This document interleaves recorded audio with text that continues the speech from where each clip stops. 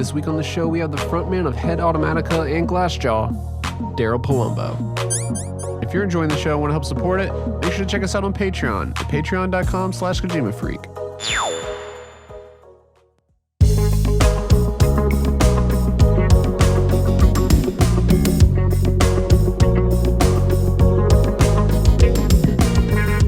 Hey, I'm Fingers. Yo, it's ApacheSmash. Hey everyone, this is DaysAhead.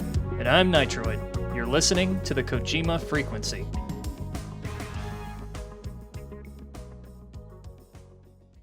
Apache tried to explain like the entire context. Like, we have this cool, really cool guy, and he's really a big fan of the show, and I think it'd be really cool to get him on, but I can't give you that many more details without compromising his info. So I was like, okay, cool, fine, whatever. And then like I do a little investigating, and like you straight up are just like, yeah, dude, I'm like, I hope I'm pronouncing this right, but I'm the lead singer of like all the bands that you listened to when you were a teen, and I fucking love you, by the way. And how am I supposed to respond to that? Supposed to be like, well, you guys, because I'm so excited to do this, I'm fully intimidated by you guys. So it's like, so how are you supposed to? Yeah, you're supposed to, be hard on me. Make me prove myself a little bit, maybe. I don't know. You're either lying or we have severely underestimated the influence of this show. No, you definitely did. I mean, for me, I'm certain, like, how many people listen to this? I don't know how many people. I'm surprised it's not far bigger than it is. I've always felt that way, but there is no other stuff like that, There was Metal Gear Mondays. They had one, and it's hard. I guess, thank you so much. Continue doing it. Yeah, man. Yeah, we appreciate it. Yeah, there's definitely been a few other Metal Gear podcasts and stuff, but just for us to just go as long as we have, and we've had like just a ton of fun with it, and the amount of guests that we've gotten on. I mean, it's been great. It's amazing. It's amazing. I live for it. I love it so much, man. You guys, Python, Cellcan, like those are like that makes my day good whenever these things happen. I live for it, It's like any Metal Gear content. It's just like, yes. Yes, I'll take anything. That was actually our panel discussion, or our main panel discussion for MGS Con last year, was how the fuck do you become a Metal Gear content creator with like nothing going on? And then of course everything happened at once. So I guess for so long, right? Like there was so many years where I feel like Metal Gear people like us there was more and more of us, and there was nothing to like chew on. So like that says so much. Like what other games have that sort of like rabid, like wildly dedicated fan base, and nothing comes out? Yeah. It's just it's magic. I think that's a testament to like how magic. It's just magic. It's magic, and if you get it, it's magic. Nothing can ever outdo that. But if you don't get it, it's just like gibberish, and you make fun of it. But if you get it, it's like once it bites you, you're fucked. It's just too good. Yeah, though when there's that little content, never underestimate the power of spite. Yeah, that's part of it too. Yeah, it's also like that's these fan bases for things like this, like these special fan bases that are like rabid for it. Like it's like everybody who loves it hates it as much as they love it too. It's like there's so much passion behind it that you don't even. It's so easy. Every move, every little bit that we might get from Konami is like equal hatred and mind-blowing like awe in a good way, and then also a little bit of like, fuck it. I can tell you that has been consistent since the 90s. That's a good segue, because I just want to note that this is not in his Wikipedia, but he did mention that you got into these from like the actual original Metal Gear and Metal Gear 2. Yeah, Metal Gear. First Metal Gear on NES, I got it. My mom got it for me when it first came out. I don't know. I just was like, this is so different. I was very, very little, and those games are so hard that it was just like dedication and obsession, and then like a little bit of the story, and being so young. I mean, that type of. There's something about Japan where like they present the youth with like these wildly advanced sort of concepts, and it's just like a given that's what you do. Where I think other cultures, and maybe in our culture or where we're from, it's just it's like give them children, give them baby food. But like in in Japan, it's like they're presenting to children these fucking wild war, like war, and just it's such a deep narrative that stuff changes me. That stuff changed me so hard. Yeah, it's not Robotech. patronizing. No way. It's the complete polar opposite. It's so not patronizing that it's like trying to like alienate you in way. Like, I mean, Phantom Pain is just like, how can I alienate you every step of the way and see if you can run in the hang on. desert sure for did. hours to that same running sound over and over. And the story, you're like, is he fucking kidding me? Like, I know I unlocked that. You don't even know the order of half the shit. It's just the ambiguousness of it is just that. I love that too, And those are, like I was saying, Macross, Robotech, there was just certain Japanese things that came over when I was very, very, very little. And I was like, this is just heavy shit. I just knew it as a kid, And so those things stick with you. But Kojima's mind is that's one of a kind. That stuff always just blew my head. And I'll say this, I think I'm going to maybe get thrown out of the gang, but I think my favorite video game ever is probably Phantom Pain. There's nothing wrong with that. Like, okay, good. We don't judge here. I said it to Fingers before. I mean, that's just like, and that's 100 years after it already changed my life, So there's always, I can never, like, that's just powerful. Like, there's no bands that put out this magical fucking record when they're 40 years into it, I mean, that happens, of course. All artists have the capacity to still churn something out at any point that's magic, but like, I remember being like, how did I just get so swept up in this fucking game? And it's like the 30th game. After all that time, I'm like, this is just too much, man. yeah, the Phantom Pain just took like months of your life, like just at a time, it's just like Forever. that was all you were kind of doing for a bit. Like, it's just the I same couldn't sounds and the live. same music. Your girlfriend's going like, can you turn that down? Like, if I hear that fucking no. iDroid sound one more time, I'm gonna fucking lose it. Everything. Yeah. I mean, that was like, to me, it was kind of just like, he was just like firing on all cylinders, like all these bizarre gameplay, like just everything. It was like every mechanic sort of led towards this, like funding your, like this, your Diamond Dogs. Like, it was just really, I don't know, it was brilliant. Like, everything just kind of was working.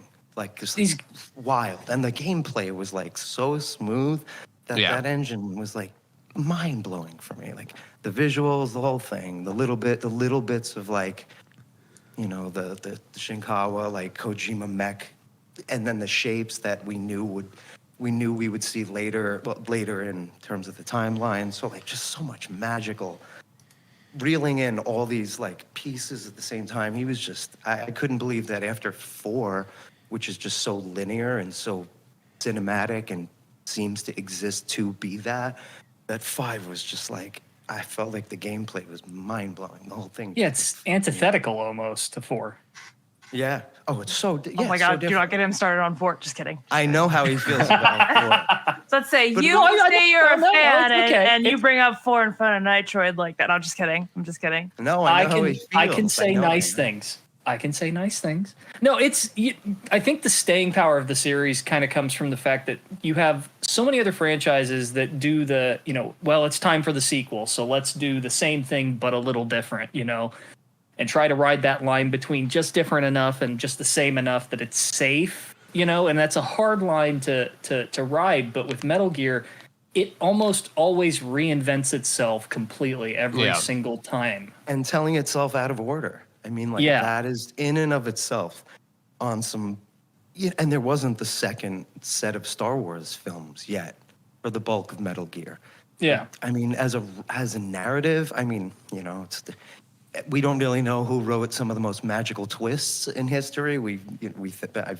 I'll say for now, for the sake of the conversation, Kojima came up with the magical moments, even though we've heard the body double, all these things. Like, these were, I'm sure these were part of a think tank, maybe some of the most sparkly moments, but like, it's just, I don't know. It's crazy. Like the amount of sort of the twist, the whole thing. It's wildly powerful shit, and to rewrite what you get at the end by changing what is happening in the middle constantly. I mean, he has the freedom to do anything. Yeah, he's constantly retconning shit. Yeah. Yeah. Or even like a better way than a retcon, even just how the Phantom Pain I mean, there's a ton of, loose ends, obviously. We all know that. But the way that it augments the power of the opening scene of the first game, it's just like, and then it was a body, the body little stuff. It's just so magic to change what we already know. That was definitely the one hang up, like, always was like, wait, how did Big Boss survive that first explode? Like, I thought they got, like, a nuke drop, like a NATO airstrike dropped on them. You're going to tell me, like, walked away, just like, I'm good. It's like, I thought that was taken care of. Yeah, just it seemed kind of like a magical ending, or, just all of a sudden it's like, oh, he's back. And you're like, wait, what? But to learn that it was just another guy, it was another guy that he, put through all this shit, and you're like, oh, that actually makes sense. I can follow that path line. Just his best guy, right? Yeah. I mean, I feel like that people say that was his best soldier. I think canon wise, he was like his like second in command guy at the time. Like that was just a soldier. I mean, when he was doing that, he let him do what he needed to do to pause. So he obviously had some rapport or trust. And I'll be frank with you, like, I very often compare MGS5 to a lot of things that are less than favorable, but there was something about seeing I did recently watch, as much as DRK was making fun of it, I did recently watch the end when Venom is kind of looking in the mirror, and then he pulls out the Operation Intrude tape, and from the man who sold the world. And there's something very there is a little bit of magic there that even me as a hater sometimes can really appreciate. Oh yeah, that moment. I mean, Kojima, so like these sort of like the breadcrumbs he gives you along the way. So in my head, I was like, all right, is this the whole thing VR?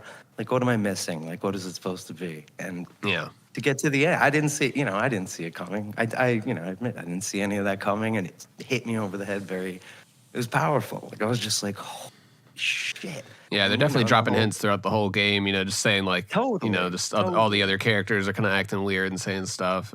And he's puzzled, looking at everybody constantly. It just seems like he's just a confused dude. It just, like a husk of like a dude personality. He's got a different voice. Yeah, well, and then he kind of sounds a little bit different.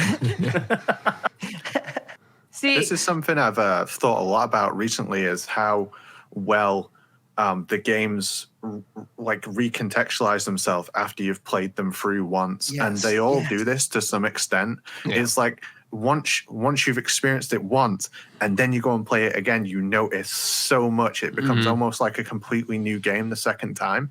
And I've been thinking about this a lot since on Twitter they were talking about how the Baker gives Snake the disc in Metal Gear Solid 1. And you think nothing of it at the time. But then the second time you play it through, you realize that that's how Ocelot knew you had the disc, and why he's asking if it was the only one that you had is because you give it to him, and now you know that Liquid is watching you the entire time and listening to that conversation, and that's where Ocelot gets the information from. And it's like you don't see it the first time, but then the second time you play it, it's like something totally new and extra, and it's like it's such an interesting way to approach replayability. Sorry, speaking about that disc, I tried that integral trick that Jaguar King found, and I'm fucking it up. I need help with that, by the way. I'm sorry. I tried to do that on stream, and I embarrassed myself. Is it in one? What is it? What is the trick? So an integral. Oh, sorry. You can explain it, Patchy. Go ahead. Yeah, on the PC, my brain is like gone completely blank. But I remember Nitroid went and worked out how to do it, and I think it's like you hold the menu open and it shows you something. So basically, what happens is, so everybody gets Meryl's codec. Either they've memorized it by now, or they get it from the back of the disc, or they get it from their PDF manual when they bought the game digitally on wherever the fuck, right? They discovered, you said it was on the PC version of Integral, which I think that's where I fucked up, because I used the sort of Master Collection emulated version.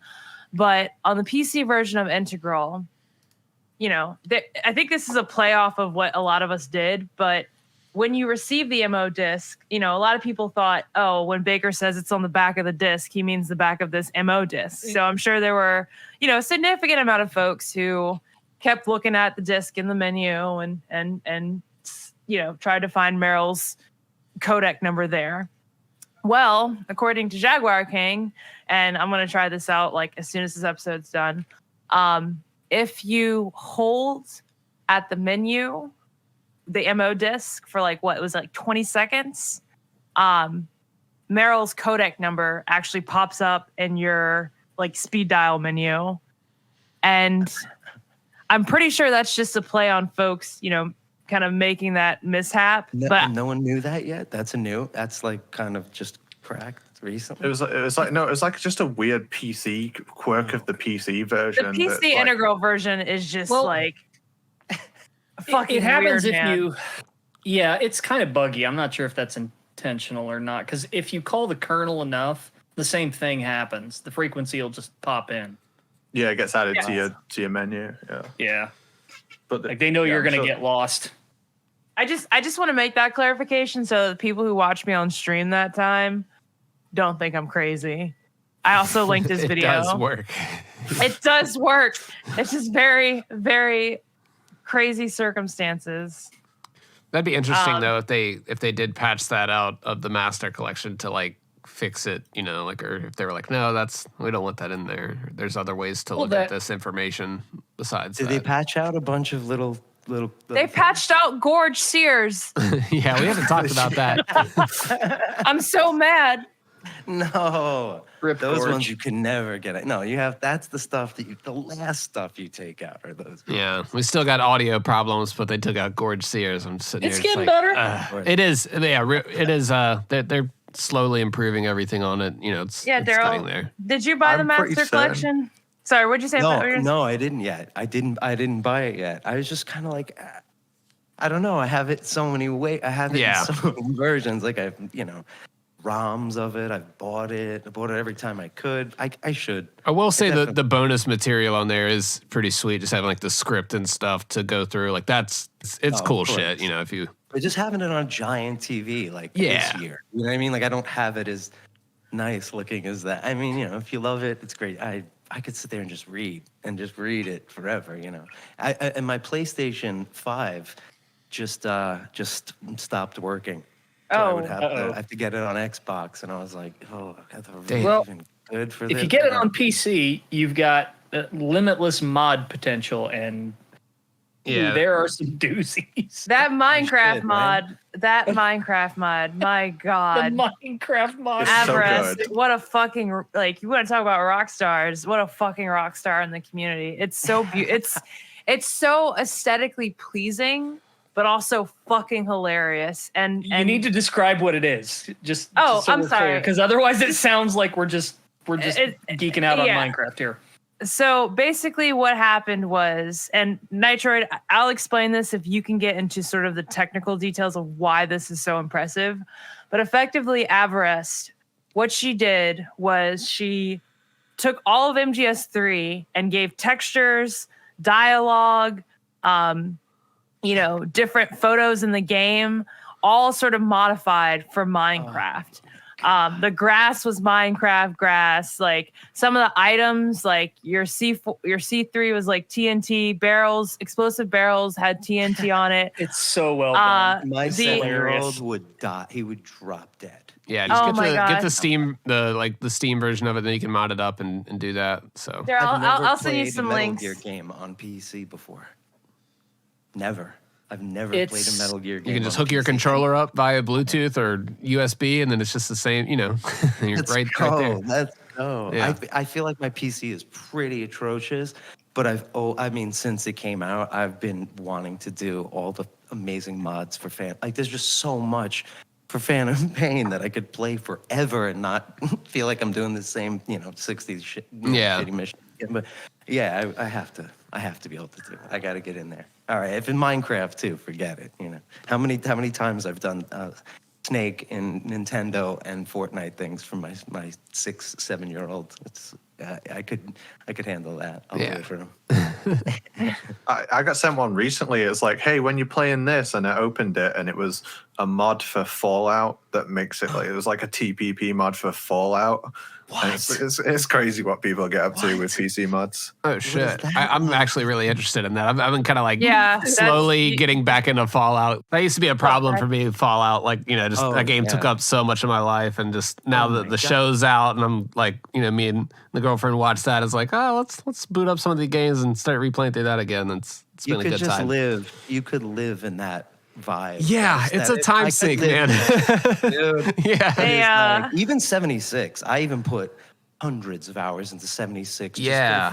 Just to be there. Like, I get it. Like, it is what it is. But Okay. If we're gonna talk about controversial online editions of beloved series, Daryl, your opinion on Survive? Let's go. Yo, I'm gonna say this right Segue. now. I promised my 7-year-old yesterday when I told him I was doing this. I go, and I'm gonna tell them your first video game. He goes, Metal Gear Zombies. I go, Oh my God! oh, yeah, man, fucking Metal Gear. Let's go. That's adorable. Dude, he used to salute. He used to do the salute that they do when you head out. Like, I definitely during pandemic went back to it and was like, fuck it, I'm gonna do it. I just want more Fox Engine, and I did it. But That's it, man. It's more Fox Engine. crippling. It's like people don't get it. It's like the game's so good. Anything.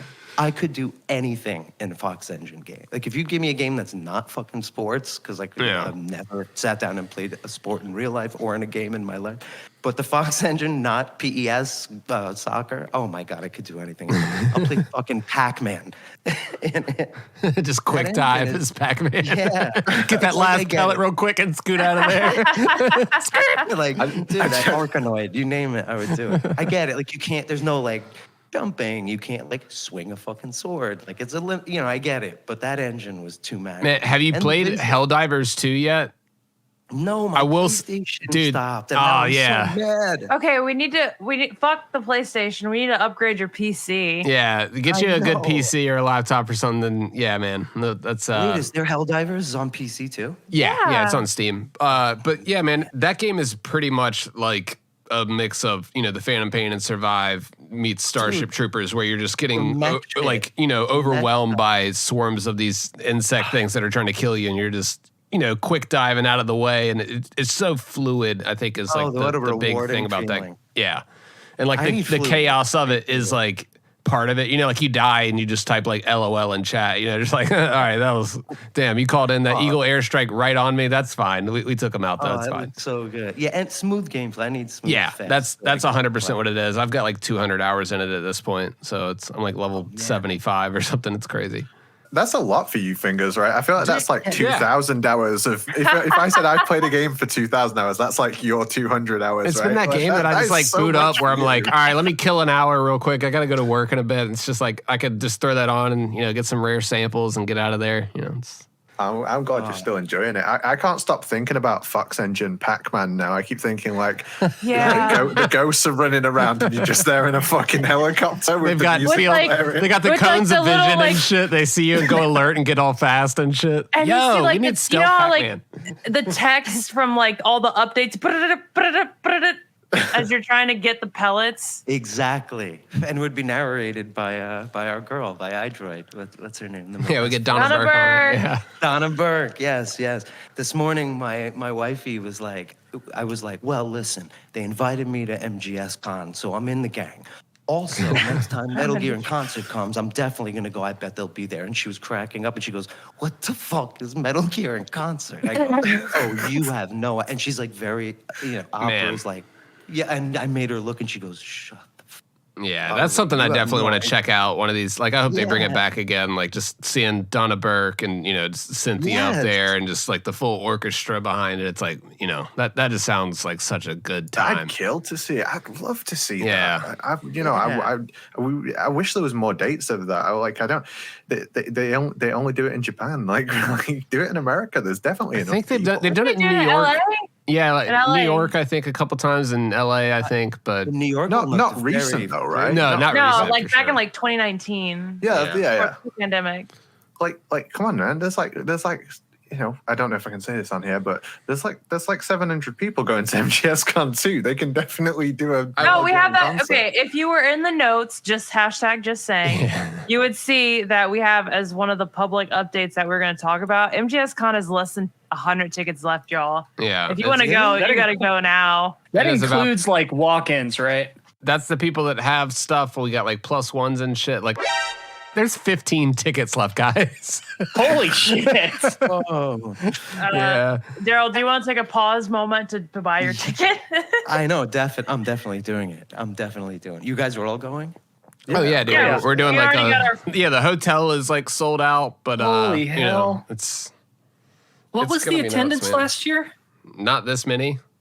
I know that. I'm just like. That's what I'm saying. trying It's going to be bigger than last year. Like whatever that was, it's God. going to be even bigger. So it's No pressure. yeah, it's going to be fun. Oh, that's amazing. Who's appearing? I've looked, but I'm I mean, spacing dude, it. we got Mega 64 coming through. We got David a Hayter. ton of voice actors there. Yeah. I just, Mega 64, one of the kind of, I was going to build up to David Hayter. But yeah, I mean, no, like a ton of voice Good job with that, actors. dude. You had one job. Priorities here.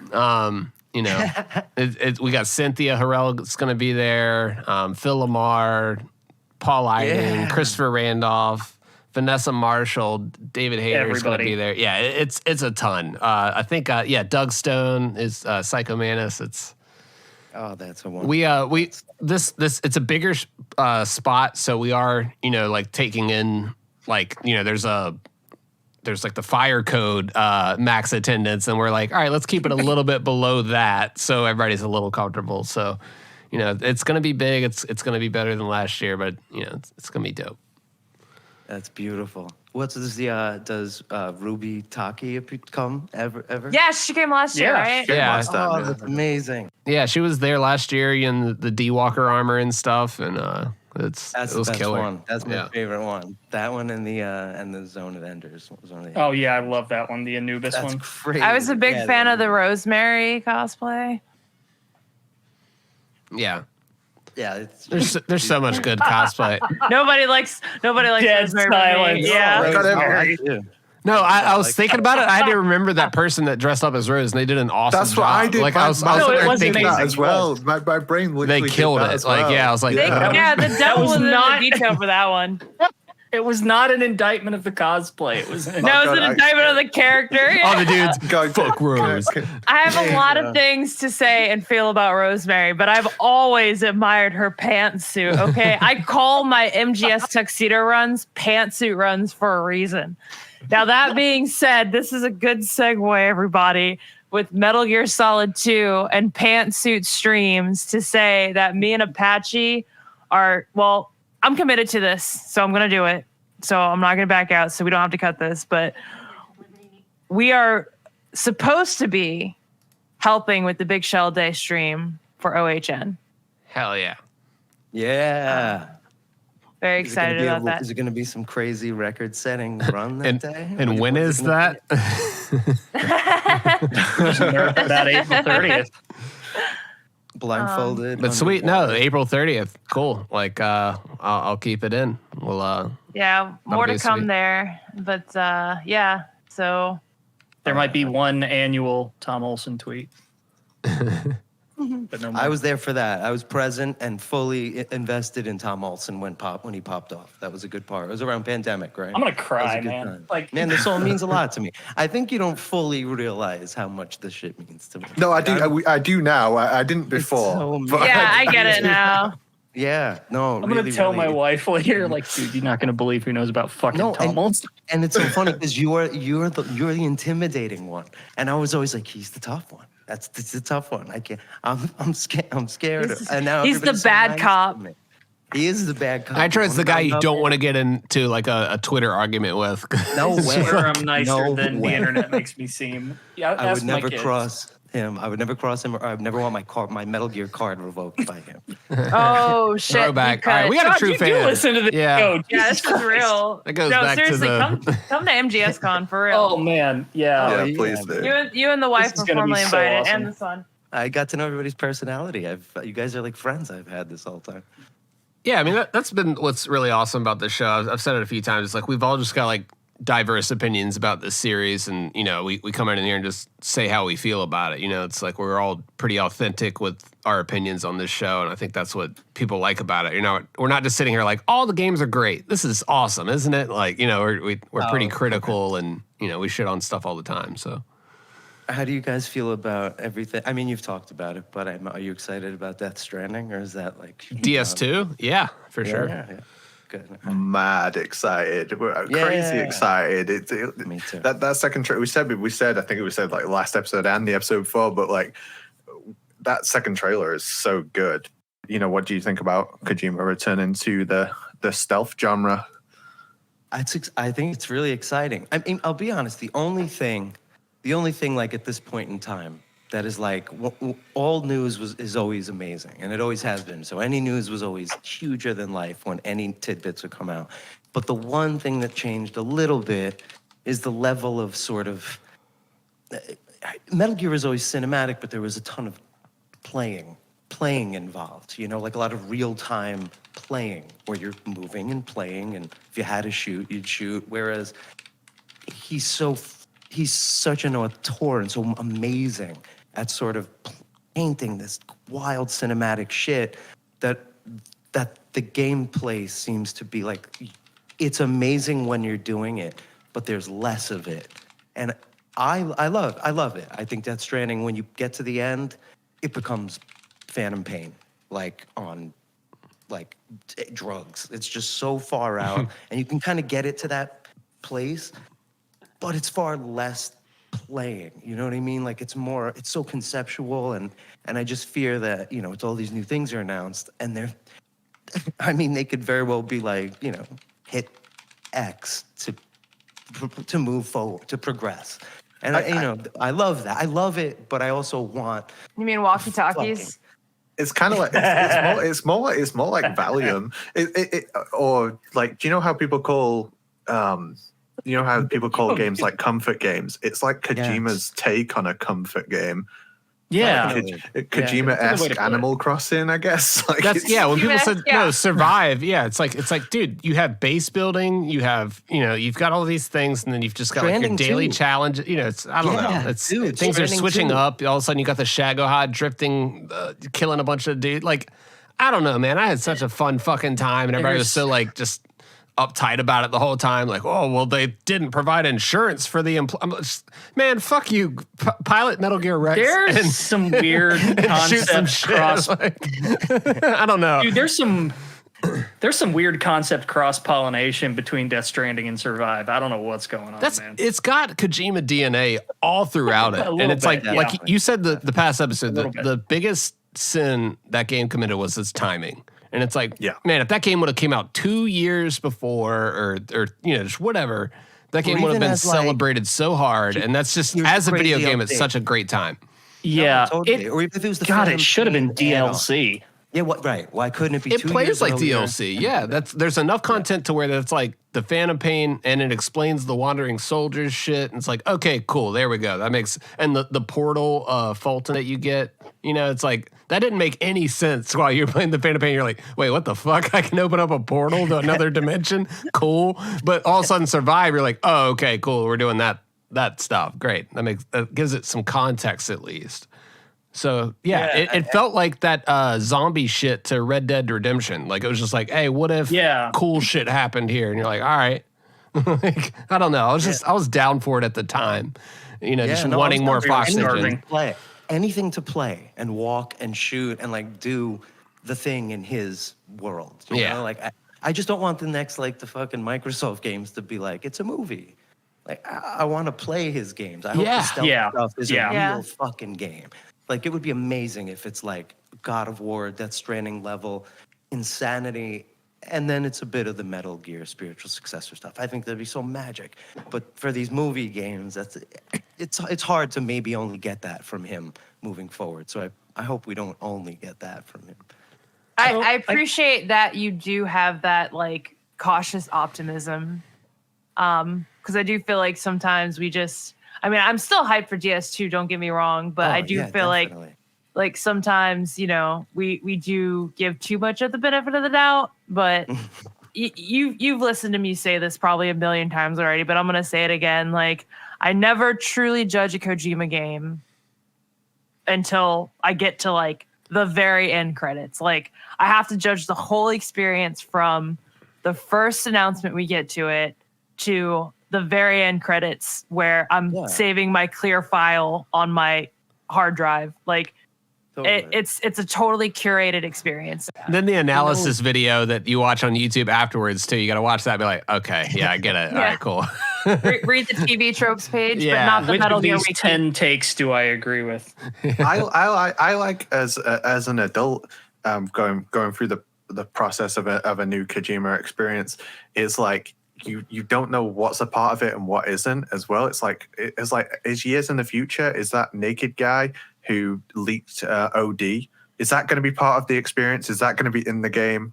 Like it's always like you don't know what is and isn't real, right? Until We're going to analyze the nipple. Yeah, exactly. Until like Dave said, until you finish the game and you're hitting save after the credits, like you don't know how to judge the complete experience. He's the And that takes mastermind of the patience. story. That takes faith in him.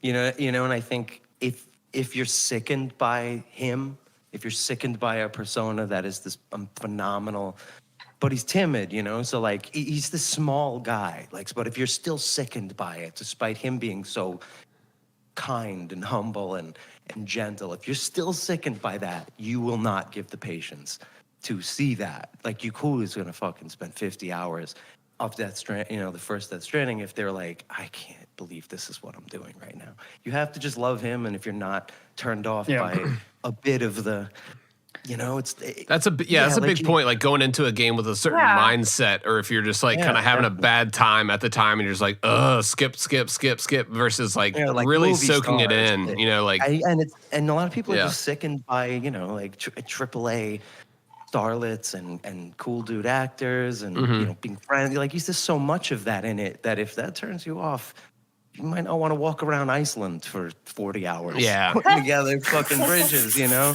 But I did. And, you know, the game changes. The game changes 5 times in that time. it is hard to like try to convince someone about Death Stranding. Like it either clicks at the time for you or it kind of doesn't. And you're like, man, I don't want to do this shit. Like, you know, it's just. Yeah, though, you know, it's like, even though I'm hypercritical of a lot of stuff, I've always sort of felt like even a Kojima game that I think is not his best work is generally better than just about everything else that's out there. Oh yeah. And I'm gonna do that. Like, I would rather play what I don't even want to say that he has bad games. Like I know MGS4, haha, whatever. Like, the ones that I don't prefer as much, I would rather play those than a lot of any modern stuff. Yeah, for me, I mean, yeah, right. I would rather someone was ambitious and missed the mark than some stale fucking shit. I'd rather someone tried to be different. Even like Far Cry. Earnest. It doesn't matter how good Far Cries get. They're not. Like, it's all just Far Cry 3 at the end of the day. It's like there's a reason people talk about New Vegas the way they do. Yeah, definitely. Yeah, that's been a big thing with like going back into the Fallout series. It's like I'm playing 4 because that's the one that I've got on my PS5, and I'm sitting there going, man, fuck all this crafting stuff. I don't feel like doing this, and it's just making me go back to like New Vegas and installing all the all the DLC and running through for that. And it's just not like what I'm there for right now. It's like there is that whole side of the fandom that's like, fuck yeah, building settlements, but I'm just like, nah, I cannot sit here and be asked to like get all the crafting supplies to build up generators for you fucks. Like, I don't want to do that right now. I'll go hell dive real quick and kill some bugs, but that instant gratification. Yeah. You have all that crafting. That's like the first 2 playthroughs, and you're like, all right, I can't do that anymore. How much in StarCraft? I literally was like, I built a generator, and not StarCraft, in Starfield rather. So, and I'm like, yeah. I'm not. That's not. Like, That was a game I started in Game Pass, played about like 2 or 3 hours, and I was just like, nah, this ain't it. Like, I'm not gonna enjoy. You're looking for a source of entertainment at the end of the day. Like, you're trying to have fun and enjoy whatever you're doing. And it's just at the end of the day, like, I try to sample everything and play a little bit of everything, but at Starfield, I was like, no, this is not. This is just looking through boxes and crates and cupboards and just not a great time. It's Fallout without the fun. Like, I didn't play it. It sucked. I don't know. I'll tell you what I have done though is Days sold me a video card recently, so I've been using that as an excuse to go back and mod Oblivion. and just throw as God, I much love that game. shit It's in one of as my I favorite games can. of all time. Oblivion. I platinumed all the DLC for that. That game is great. So you're Dude. basically modding that to be Fallout, aren't you? we're gonna have a Fallout thumbnail for this one. Daryl, I hope you like looking. Spent. Oh boy, I do. And honestly- Fallout Metal Gear, my favorite. I was gonna say, That's- Daryl, I hope you look good in power armor. We're gonna have you. We're gonna find out. That would honestly, be the that coolest TP thing that's ever happened. Sweet, in my life. we're on it. That TPP Fallout mod feels really good to hear about after the shit they did to the Fallout London mod. I'm Yeah, what very happened? sad Is it about that. delayed? What The next gen update for Fallout 4 just like apparently completely fucked everything on the dev side. Well, it's not even out yet. Like that's It broke all the something- mods. Yeah, Well, they haven't put it out yet, but they know like as soon as they drop it, everything that they've built is going to be kind of fucked. So I guess that's the problem with modding in general. It's like when when you know they're going to be adjusting stuff, it's like, well, we're going to have to go back and hopefully it's not too much of work for them to do. I don't know like how that shit works, but Oh Yeah. no, that sucks. hopefully I it's mean, just adjust modders to are new not going to version. be deterred. Have you heard of Skyblivion? Do you know about this? Is that Skyrim in Oblivion? I think I've It's heard. well, they've done that too, but it's the other way around. They're remaking Oblivion in the Skyrim engine, That's and right. they've done this like every way you can imagine. I think there's like Morrowind in Oblivion. There's Oblivion in Skyrim, and God knows they're going to do it with Skyrim again when the next one comes out. Oh, Yeah, They've been working on it for like 10 years. I've been They're not wanting done. I'm still enamored by getting to have Quiet look like Ocelot, so I'm just dancing around the entire time. To me, I'm like, that's the fucking coolest mod I've ever seen. I need that. Because I do love him as much as Boss loves him too. Oh man, I just want the walker gear working, or not me too. the tank. Is that it? It's The been a walk- while since I've big played one. 5. No, So- yeah, the one we rescue Huey from, right? Yeah, The one he's yeah. like, with the bag on his head. Oh, I hate him in that. You're talking about the Battle gear. The battle, yeah. It has battle yeah. in it. Had to catch up. I'm drinking, so like brain cells are dying Yeah, as we're speaking. No, it's good. We need that. we like to drink on this show. Yeah, of course. I'm drinking. It's a nice little disclaimer, like, hey man, I was drinking. I don't know what you're talking about. I can get a sponsorship from Asahi. I'll be very happy. You're an Asahi guy. That's amazing. Very It's nice. good. It's very good. It is very good. Yeah. We were talking to David Hayter about this, and I think he said Asahi was his. Did he say that Asahi or Sapporo was his favorite? I can't remember. Asahi, I'm pretty sure. Yeah, it's good Yeah. stuff. I'm sure. gonna, dude. I cannot wait for him to sign my fucking Laserdisc copy of Guyver 2. Oh, Yes. sure. He's gonna be like, wow, yeah, all right. It's a brilliant man. He's a brilliant man. I wish he got to write more things. Agreed. That are bigger. Yeah, he's got like great ideas and just notes on stuff. Like you can tell he knows his way around like just dialogue and script. It's like what would make this cooler? Like get David on it. It's Yeah. Totally. Yeah, I'm not going to tiptoe around it. Like X-Men 2 is still the best one. yeah. I mean, we actually revisited just the first 2 movies. It's like yeah, these are tight. Like they're really good movies. We always talk about finding new stuff in Metal Gear.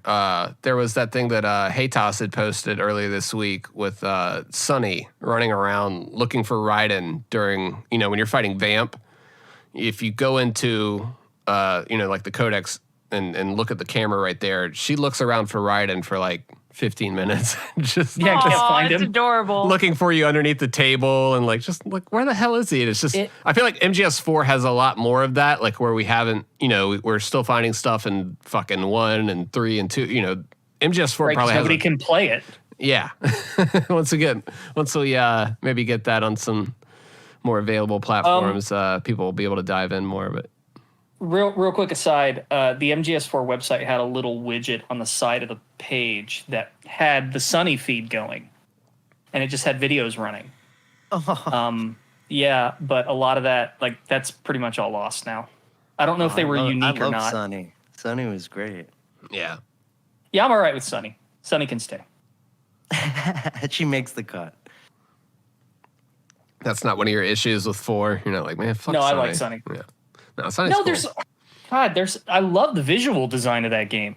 Yeah. Like, it's incredible. There's so many good ideas in it. It's just like very, narratively, it just does some shit that just doesn't vibe with you. I get it. I mean, I get it. It's Invasion of the Body Snatchers. It's like, who are these people?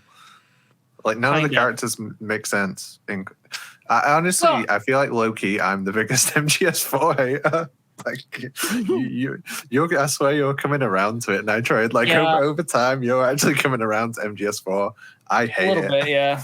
Well, okay. James Howell wrote a great article that sort of explains why everybody feels like a pod person.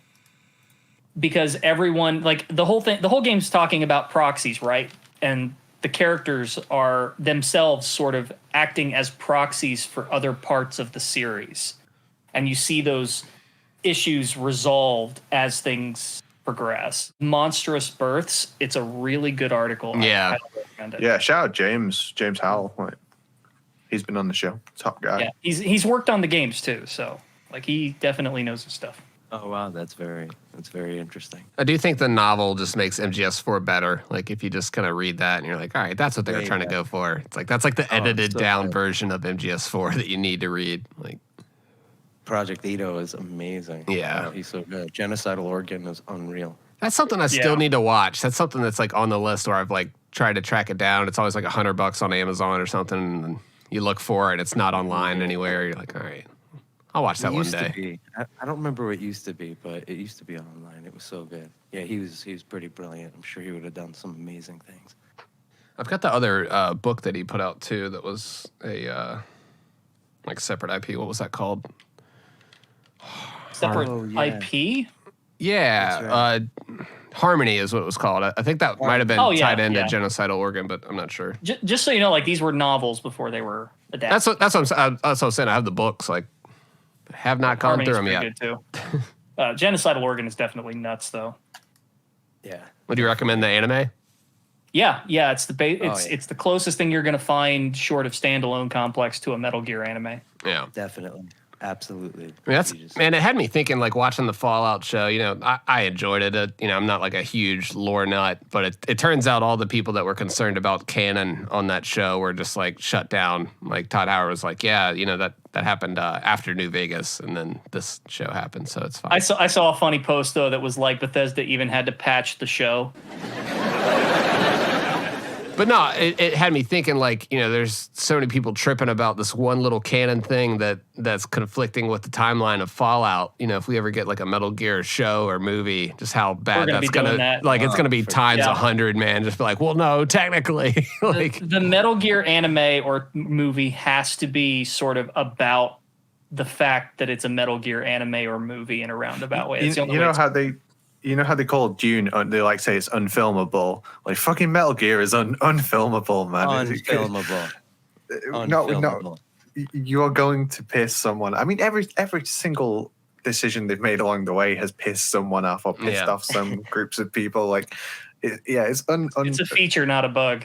Yeah, it's an audience that's impossible to satisfy through a film. But God damn, I'd love to see them try. I would fucking love to see them me too. try. It got me like hyped just thinking about like, man, they could do something that, you know, at the end of the day, I had really enjoyed the whole series and like what they did with it. And just, you know, they tied in this interesting plot line that was completely separate from the games. You know, it took place after all of them. But, you know, it's like there's potential there to just have a good plot, you know, and good characters. And I don't know. I think the worst part about the Fallout show was the trailer that they put out. Like that made it seem. Oh, that trailer was terrible. I watched that. Was like, oh boy, but just watch the show. Like the if you're not hooked by like the first 3 episodes, like it's pretty good. You know. Okay. Jordan Vogt Roberts aside, who would be your dream director for a Metal Gear movie? The guy who directed Willy Wonka, the original. Seriously. I don't even know who did that. Yeah, who directed Willy Wonka? Shit. I can't remember what he's called, but he didn't do many things, and he mostly filmed documentaries, and that's why the film is so fucking weird. Even now, like it's such a weird, and I love that film, by the way. Shout out Mel Stewart. That's what you mean by Mel try, Stewart, huh? yeah. I'm sure he really appreciates listen, that. imagine him with like like, you know, because the budget for that film was tiny as well. Imagine if he had like a fucking huge Really? budget. Yeah, dude. Like, when Metal Gear goes like horror for a quick second, like imagine the tunnel scene. Like that shit was horrifying. Like, you know, imagine just like, it's AI kernel and it's just like fucking Gene Wilder singing in AI. That'd be fucking terrifying. I'd pick like Wes Anderson. Because I just want to see how weird. Like, I think we're thinking along the same lines here. Like, I want to see how weird that would be. I think, like, for me, I kind of just want this to be like a dumbed down action flick with like badass sequences. So I'm going with the guy that directed The Raid, Gareth Evans. You know, like keep it like in the like Ong Bak territory of just like, let's really get some CQC action in here. I think those guys do a great job of doing action. Yeah. That's pretty high octane, definitely. Yeah. That's more octane than the games. Let's go. Yeah, we're doing twin snakes out here. Just fucking, exactly. we're doing knife fights in the middle of a minefield. Like, let's fucking go. Like, let's get that one guy that looks scary as shit. Just get Paul W.S. Anderson at that point, man. Just if we're going down that road, just pull the trigger. That would be ridiculous. Is that our Resident Evil mention for the show? Yes, it is. All right, cool. Check it. And fight choreography done by Wu Ping. Just get John Woo to do it. Like, he's still making stuff. I kind of want the guy who did like The Witch and the Lighthouse. Oh, Eggers, yeah. Okay. Robert Eggers, yeah.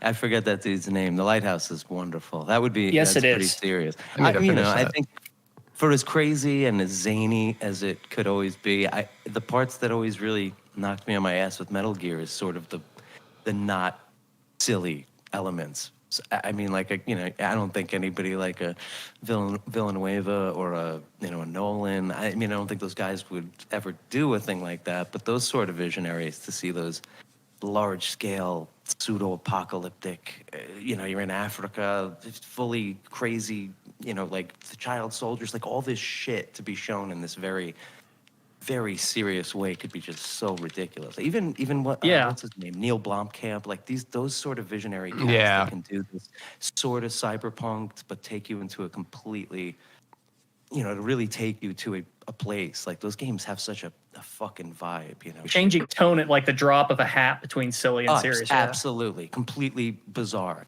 I admit that this is cheating, okay? But the only movie I've ever seen that I think is as close to that oscillation between tones and in terms of similarity of subject matter and style, and I know I'm cheating here, is probably Escape from LA.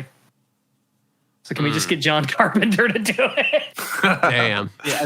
Escape from New York, that is just pretty definitive Metal Gear, right? Like that's, well, New York is very serious and like, it's not, it's cynical, but it's serious, right? Whereas LA is silly. Something else. Yeah. They're like surfing and that or some shit. Yeah. Yeah, and it looks not great. Yeah, of course. But like that is sort of a Metal Gear movie. I mean, and again, I feel like I'm saying this in reverse because of what it is and when it was made. But if you want that, that's the closest thing that exists. Yeah. Like I say, all the serious stuff hits me the hardest, but like there's missile surfing type moments in Metal Gear. They're very you can't do it without that, right? I mean, We managed to avoid drowning. Yakuza does this too, It's the weird heightened reality, the constant tonal whiplash in the game of going from mega serious to weird things happening is like it's the surrealist sort of like flashes between bizarre. Is it slapstick or is it like the two male characters always getting nose to nose? Like there's just so many of those moments where you're like, this is so just like surreal. Hyper reality. I mean, he's definitely talked about it too, about like he tries to put that in his games where he knows like, hey, this is like a really tense situation. You've been sneaking around. Like, all right, I'm gonna give you a little bit of comic relief here, like just to kind of decompress, you as a player, So that's something that the games all definitely have throughout. Maybe not ground zeros unless you hit the extra stuff. But it's very dry. It's very dry. Yeah, it's always. I mean, you hit like the deja vu and like the jamais vu stuff. It's like that's where it gets a little silly. But before all that, you're like, damn, this is grim. So it's nice to have that there, as part of the game too. Real quick before we move on, Kaidan in the chat brought up Ang Lee, which do you remember the original Hulk movie? Yeah, of course. That is sort of in that same vein. Yeah. The Banner one, the Eric. Yeah, because I that's like really that movie a lot. Oh yeah, me too. Those first two are really good. Those are wild. That first one did not review well, but like I've got a real soft spot for that movie. Yeah. Yeah, definitely. Hey, did you guys hear that you can emulate Nintendo games on your iPhone now? It's fucking crazy, y'all. It's 2024. And there's a CND. Can you really do that? Can you actually do that? I've heard that. that. Do things to your phone. You can. I've heard that there's some people out there who are very easily pirating Nintendo video games, and it's very easy to do. Who would even do if that? you just have a phone. Like, I have heard that. I heard they're pretty would easy do such to a thing. download. Yeah, It's like people want us to talk about Metal Gear Delta. It's like, yeah, just search Metal Gear Delta without the Metal Gear, and you will find out how to access all these fucking games. Man, what a segue that was. That was just there. I didn't even have that written down. I was like, holy shit, it's called Delta. Wait a minute. Very nice. Very nice. No court would convict you. Yep. I saw Stealth tweeting like him playing Ghost Babel on his phone, and he was like, "Now I can play Metal Gear all the time." iPhone users out here just struggling. Yeah, I was just I've been playing Ghost Babel for a few years only on my phone, so it's just a little surreal. Not to be like oh, Android better. I just Yeah. No, Of course, you're playing games on your phone. It's a fucking laptop. You can see this thing that she's got. It's a little laptop, mate. I mean, Nitroid, like, I'm not familiar too much with iPhone devices. Like, was this not available before side? Like, you had to just do side. That's what I'm saying. Like, this had to be available, like, in the through like some the way Alt of Store making and it things happen. like that, But now it's on the App Store official. You can download it for free. It's there Yeah, officially. the EU sort of yelled at them and made them do stuff they don't want to do. Probably painting a huge target on their back in the process. It's Oh, fine. Nintendo is probably losing their minds They're right like, now. what the fuck? Yeah. I wanted to ask you though, on regarding retro games, have you gone through Snatcher and PoliceNauts? Yeah. Nice. Oh my god. Good yeah. stuff. Because so many people have good. not. Oh, those like visually, those are just like ridiculous. It's like Kojima's punk era. It's so interesting in hindsight. Definitely so cyberpunk. Oh my god, I wish he could do more of those games. That would be amazing. Modern versions of those places. I love those characters so much. How would you even do like a modern version of an adventure game almost? Like it's not. It wouldn't be. It wouldn't be an adventure game. It was pretty much to modernize something. You take the adventure element out. It's Exactly. Yeah. Like L.A. Noire is the only example I can think of that sort of steers in that direction, and it like really good game. Sort of. Yeah. But nothing else has really tried. Yeah, I would love to play that Mel Gibson looking character for the whole time during like, that game. That game's never getting re-released. Never, no way. I think the closest we got was like the Japanese version on that. What was the classic that got dropped recently? That's right. The PC Engine Mini. That's what it was. Had Snatcher on it. Yeah. I didn't get that, but I really would enjoy. I would enjoy that. Definitely. I always wanted to get all those minis. I love shmups. And playing an adventure game in Japanese, I'm just like, nah. Right. It wasn't even. I was just like, nah. But that version wasn't localized. You know, it was the Sega CD version, and I've heard through the grapevine that there's some legal nonsense around that game, and it has more to do with Sega than it does to do with Konami. Weirdly enough, but is it the Outer Heaven weird stuff like with the? No, that's on, it just.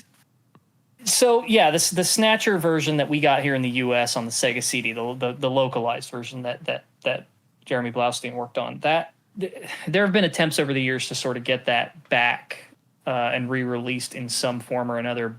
And again, take this with a grain of salt, but just from what little I've heard, it has more to do with Sega playing hardball than Konami. Oh, weird. So I don't know what that entails. I don't know any more than that, but yeah. So. People would love that game. If that came out on the Switch, right? anything. Yeah, of course. Oh my god. People if we can get plumbers don't wear ties on the Switch, we can absolutely fucking get PoliceNauts on the Switch. Oh yeah. And those games don't need to touch the graphics. That's from like a time where that moment looks great.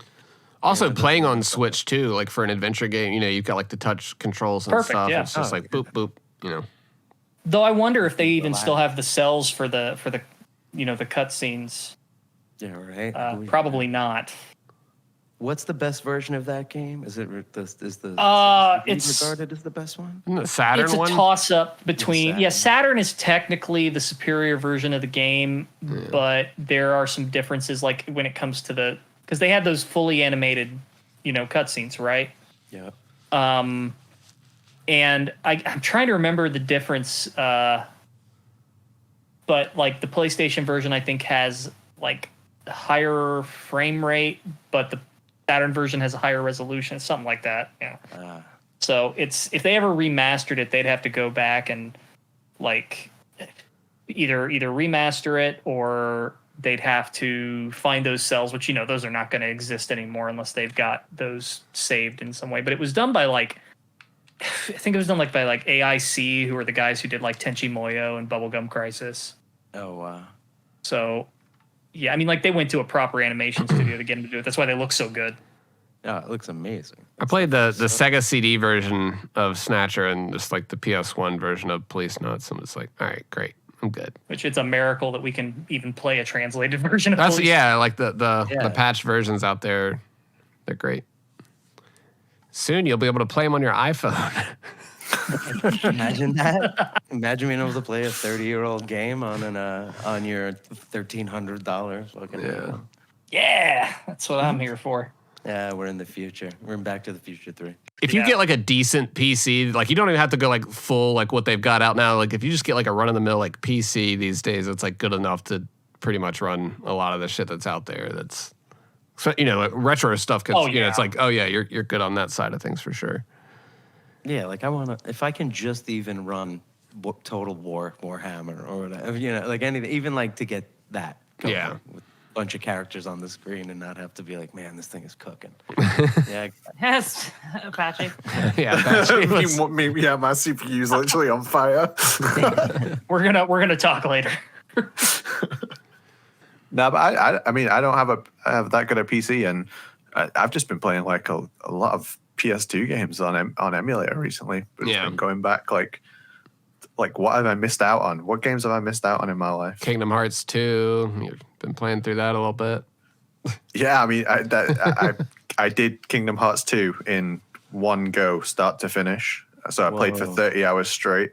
And what you were saying earlier about how like Japanese games will subject you to a lot more serious topics. And, when I played the first one, I was like, oh, it's a Disney like kids game, and it's the first 10 minutes of the game like made me feel alone in the universe. It was so weird.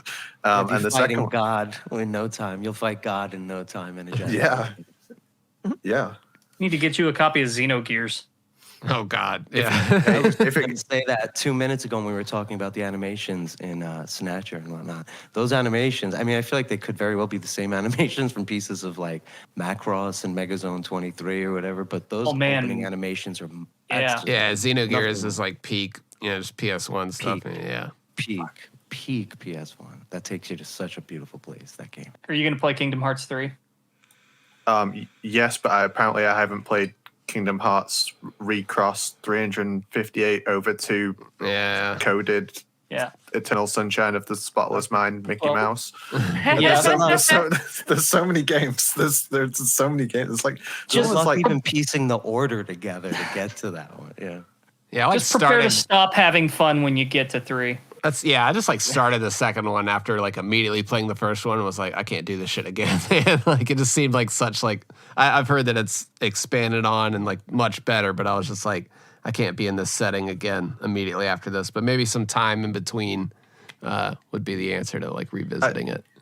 I do need to say though, like Kingdom Hearts 1 I didn't really enjoy, but I loved the second one so much that after I did the 30-hour stream and finished the main story, I got the remastered version and I've 100%ed it. Like it's such a good, it's a really fun game. I like it a lot. That's what I'm saying. Like I might have been in that weird headspace that I was talking about. Sometimes you're just going into a game like you just finished doing a whole bunch of that and you're like, I need something different or fresh, and it's just like I booted it up like But right you always after I beat the first one. I was like, fuck you're this. gonna play the next one.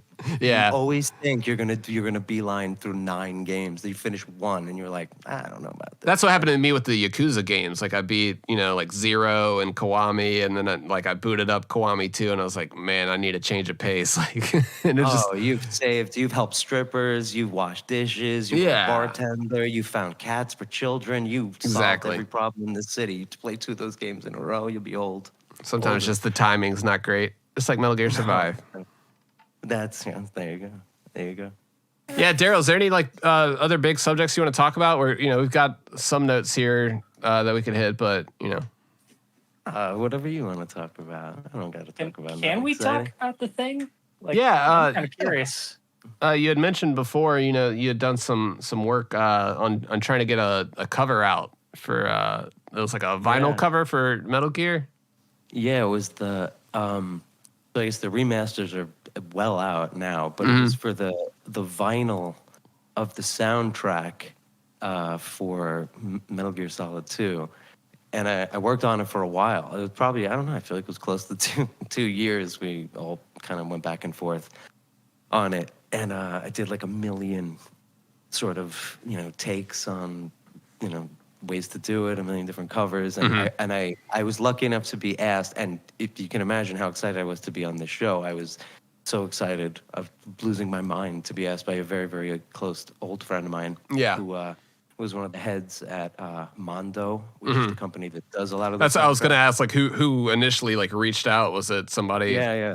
My buddy at Mondo, he's just the most amazing dude, phenomenal artist, amazing dude, sort of was running the show over there, and he knew that I was just obsessed with it, forever. He was he tour managed a bunch of bands I knew. We're from the same, we're both from New York. Knew him for a long time. Asked me to do it. I was like, I will do anything you want. You name it. Yeah. You tell me the vibe, and I'll do it.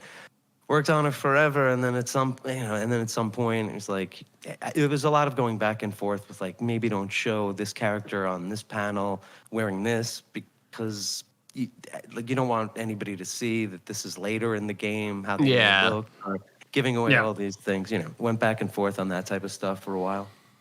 Got a bunch of good stuff together, and then at some point they I think maybe they went dark on my buddy, and then maybe perhaps they stopped working with the company, but I did all this artwork for it, and it never happened. I don't think there is any sort of releases or special releases for that music, which is a shame. I was about to say, is there an MGS? I know we've got for MGS1, and they've done what else? They've done Metal Gear, Metal Gear, and Metal Gear 2, Snake's Revenge, the NES, the NES version, and MGS1. Yeah. Yeah, the NES, the NES one, yeah. That NES artwork on that vinyl is mind-blowing. Oh yeah, that old school. I love that so much. Oh, it's so good, dude. When I got asked to do the job, I was like, how could I ever do justice when you just hired a man who painted? I mean, that's just legitimately toy packaging. You know what I mean? From 1984, full oil painting. Yeah. All those panels looking like that. I was like, dude, this is. It is weird that we don't have that soundtrack for 2, 3, 4. No. At least on vinyl. 2 is ridiculous. So, I mean, I'm a real synth and drum machine. I like everything. Dude, 2's music is it's so elevated from the rest of the series on the techno side. It's bro, they went off on this one. That's the moment.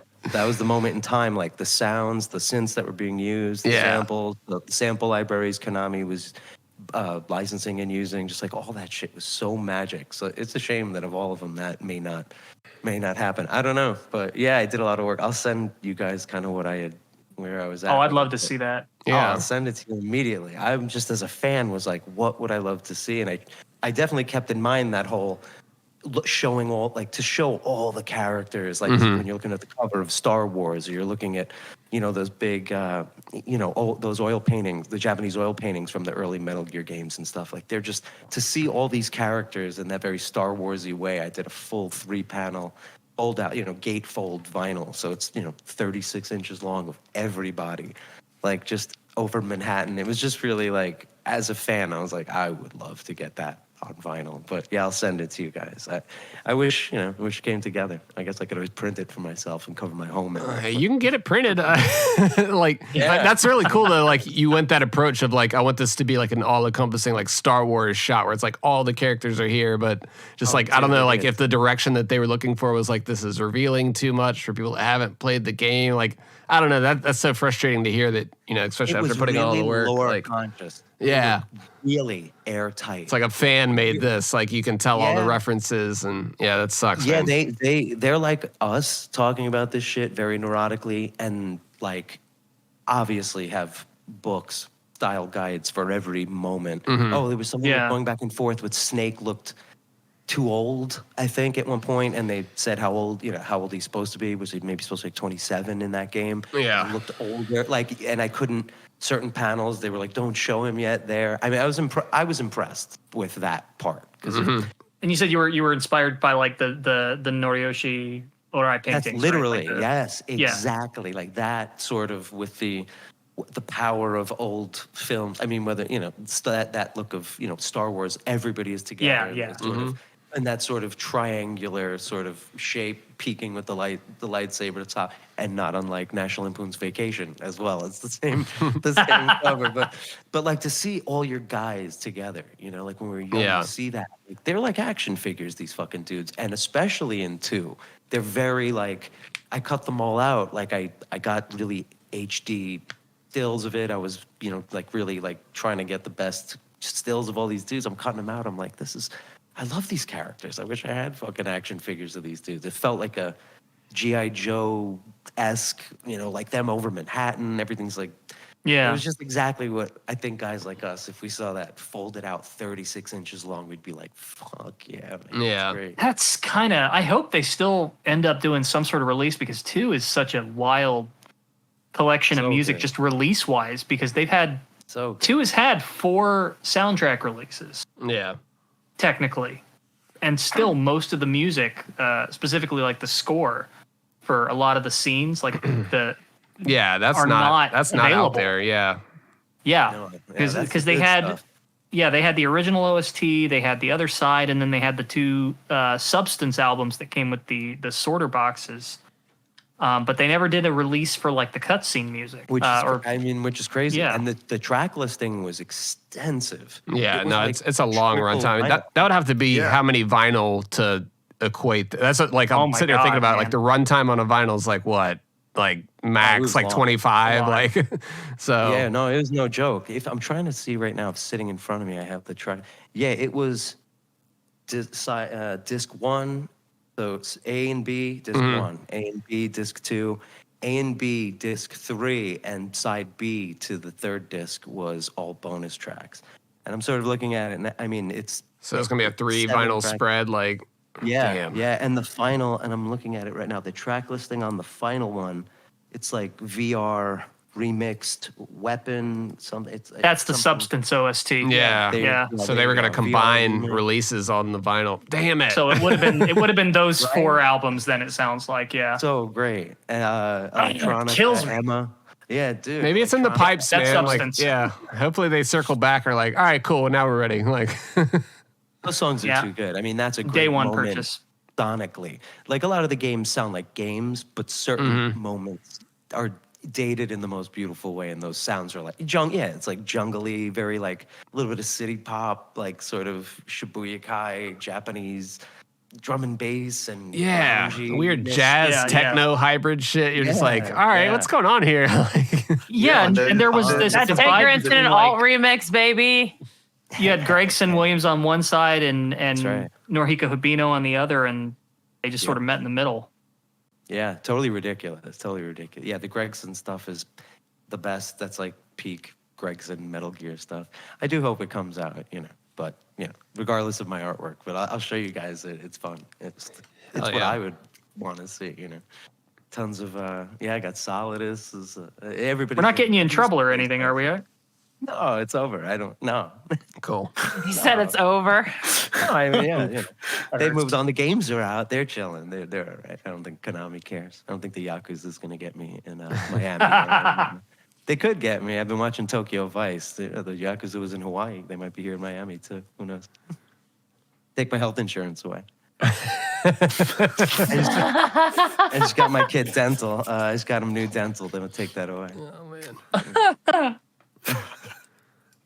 All right, Daryl. Well, we definitely appreciate you taking the time to come on the show, man. I know you're a busy guy. I appreciate you. No, especially with all the music and stuff you're doing. I mean, you know, you're from Glassjaw. You've got a huge. I just saw recently you posted like 30 years of creating. You know, that's incredible. Yeah, we did a book. We did a cute book, and yeah, a lot of fun. Yeah, fun stuff.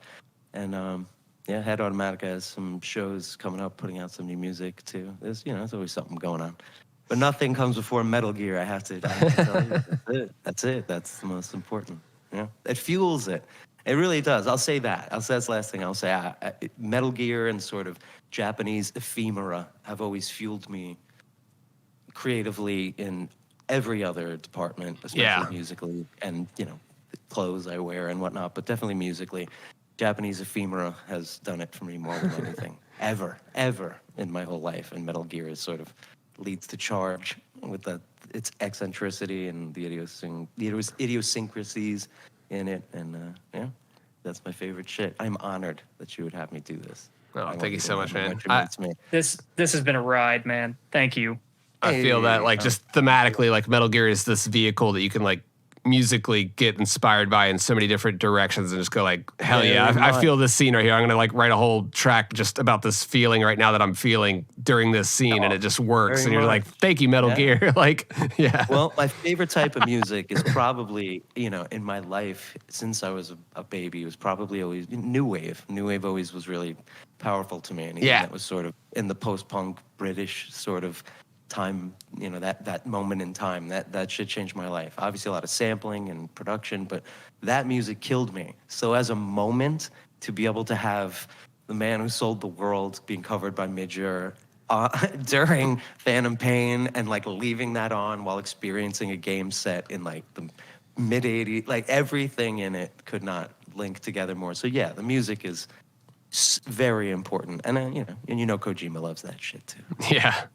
Yeah, shout out all the composers that have been involved. I mean, we've had a few of them on the show, and it's Ludwig. And we met Harry at MGS Con last year, and he was great, and just he went to it. Yeah, dude, I still can't believe he showed Harry up. Gregson Williams signed my legacy copy of MGS, and yeah, it's crazy. Oh my! He was just Ludwig was there. He snuck in. We had, there was a ton of music people there last year, actually. We had a whole music panel. I think that's on YouTube, too. You can check that out if you're interested. Oh, I have to. But yeah, dude, this year, definitely come to MGS Con 2. It's going to be crazy. I will be there. Get one of those last 3 tickets. As we've been recording, the tickets have pretty much sold out. So by the time this hits on Monday, we'll figure something out. We'll get you in there for sure, I think we can get you in. Yeah, I think we might be able to get you in. I think we've got some pull at this convention. Wait, Apache knows a girl. Wait, hold on. Can we still do we get one assistant? Who wants Daryl to be their assistant? Oh my God. I don't know. What are your credentials? Is this going to be like a job interview? I will like talk. What kind of work have you done? Hey Daryl, can you hit the sync button for me? I really need to know if I can do that. Okay, that's all I need from you, buddy. Like, can you prep my tracks for me? Actually, hey, all right. I use Rekordbox. Can you prep all my tracks for me? Appreciate it. Yeah, I gotta be on at Coachella. I gotta perform at MGS Con. If I just send you all my tracks, like, can you just throw them on a USB and get them prepped for me? You got it. Make sure they're not double tempo, or like I'm gonna go up there and just try to like mix them by ear and shit and just fuck it all up. Oh Jesus! Yeah, there you go. Nitroid just got that this was a Grimes bit. All right, cool. I got it. I'm slow on that. All right, it's not my world, but I caught up. Yeah, Daryl, if you want to plug where people can find you and follow all your stuff online, man, you can go ahead and list all your stuff. Yeah, I'm at Daryl Palumbo NY on Instagram and Twitter. That's pretty much it. You head automatica.net, check out, and glassjaw.com. But on social media, I am Daryl Palumbo NY. Yeah, I'm easy. Sweet. It's real easy to thank you guys. find. Thank you so much, man. Thank you. Thank you. Thank you, honestly. Awesome. Yeah, thanks for coming on, man. It's been a blast. It's just been nice to just nerd out about Metal Gear, and just have a good time. It has been amazing. Thank you. You've made me very happy. I'm sure you can hear my smile. Everybody in my house right now is all pacing around, excited for me. Like, this is fucking Christmas. Hell yeah. So yeah, Aw. thank you guys. Don't forget me, and you better all be in touch with me a little bit. You have to. I feel like Well, I'm sort of in the gang. So You have to go to Metal Gear Con. it's definitely happening. I'm going to be there Sweet. dressed as quiet. I'm going to dress as quiet. Well, we'll see you in great way to July, finish man. it. Yeah, we'll see you in July. See you At there. least the weather will work for my quiet outfit. Thank you guys. Thank you very much. Sweet. Thank All you. right.